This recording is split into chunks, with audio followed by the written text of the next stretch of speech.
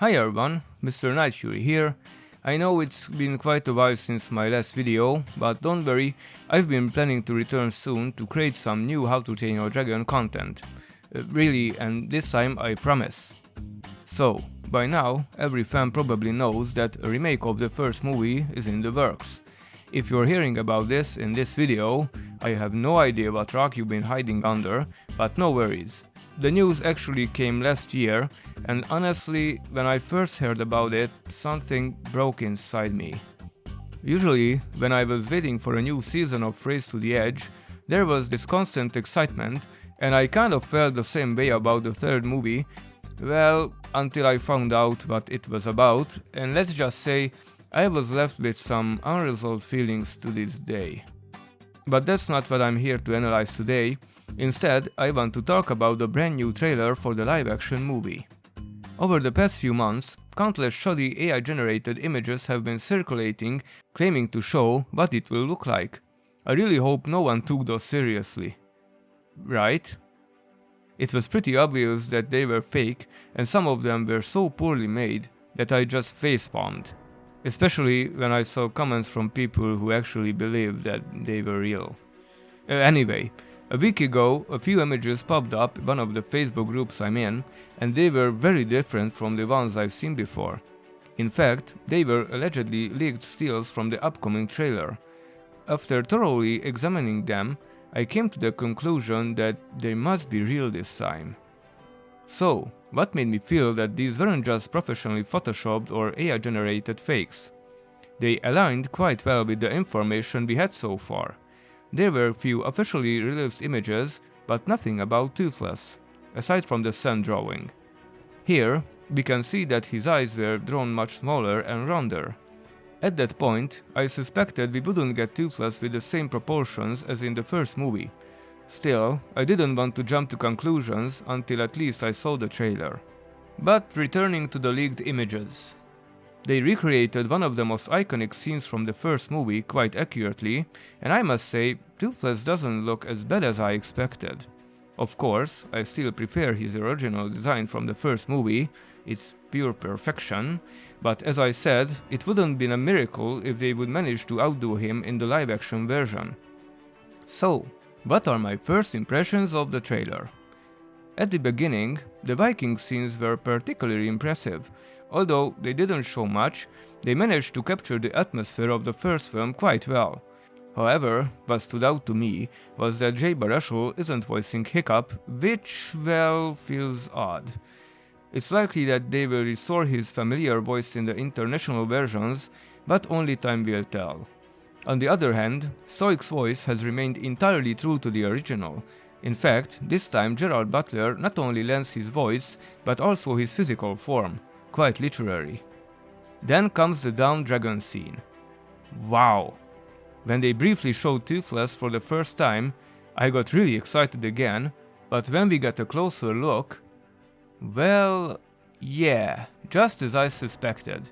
We're getting an entirely new version of Toothless with completely different proportions. Additionally, it seems highly likely that he'll be fully CGI throughout the film. While this is understandable to some extent, but a part of me doesn't get it.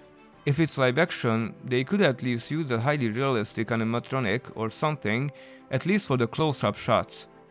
Not long after, we reach the forbidden friendship scene, where we get to see both Hiccup and Toothless in their entirety.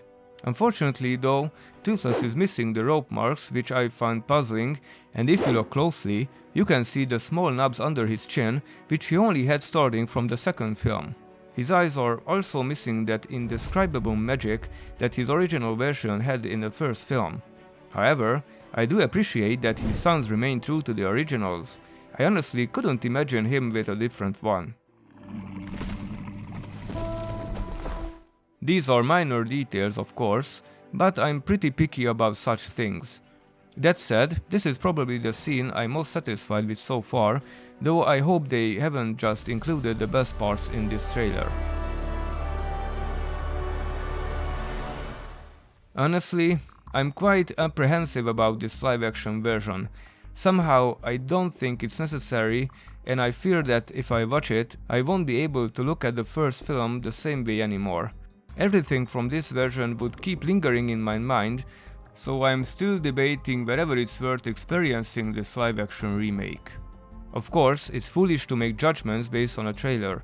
In fact, I feel the same way when I first saw the original movie's trailer back in 2010. Initially, it didn't captivate me neither. And it took 4 years and the second film to truly pique my interest and change my life forever. Having seen so much How to Train Your Dragon content over the years, both good and unfortunately bad, I learned to distinguish what fits into the world of How to Train Your Dragon and what doesn't. In this case, I feel like the animated approach was a better fit, especially since they tried to make as realistic as possible in terms of lighting and accuracy. There were only few moments when it leaned into cartoony territory. If this turns out to be a major flop for DreamWorks, I don't think I'm able to forgive them for tarnishing the legacy and future of such a perfect and wonderful movie and franchise.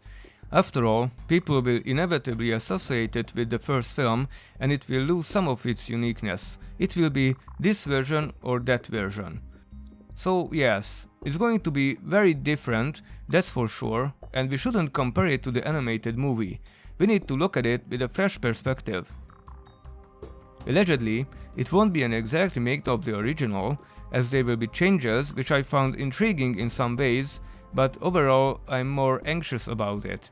Judging by the reactions I've seen, most of the true fans who hold How to Train Your Dragon dear to their heart, and also it means a lot, feel the same way.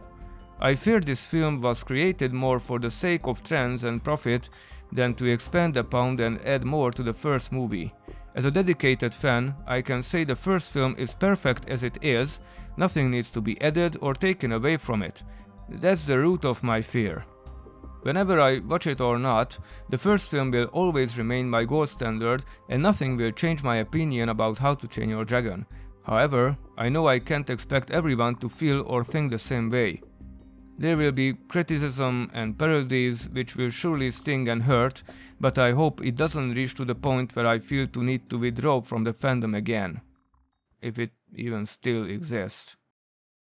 In summary, I hope DreamWorks know what they are doing and understands that if they're there to ruin such a wonderful world and strip it of all its magic, the fans won't appreciate it and their trust will be broken.